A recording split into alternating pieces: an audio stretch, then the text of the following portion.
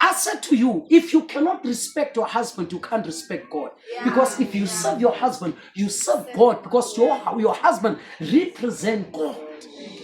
Amen. Amen. If you cannot respect your husband, God will never honor that, because of the husband is a representative of heaven. So when you honor, you do it, you bring it actually for God, not a God, but the God embodied in your husband, because he's the image of God himself. Amen. Yeah. If you can't do that, let me advise you, never get married. Amen. Yeah. Did you hear what I said? Amen. If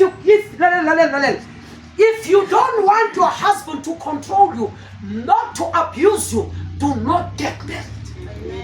Because my husband control me, you mind. Imagine God come to us and say, remember we are the bride. Say, it's not one control, it's one control.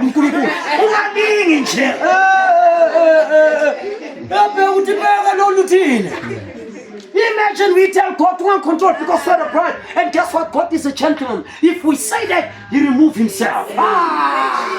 And you turn down, uzobona ukuthi khona into engekho ebekhona. Das ist was nie hier ist, was platsgevind het tevore, then you realize it's the same thing. You must tell yourself, ukuthi mina I humble myself. Did you know when you're a child of God, when you submit yourself to the husband, if that man fear God, you know there will come a time that man who's ofuna nekubona langa to deceive. Amen. Okay. And the brother, now I'm going to see them tell us that he's a mom of your right, you know.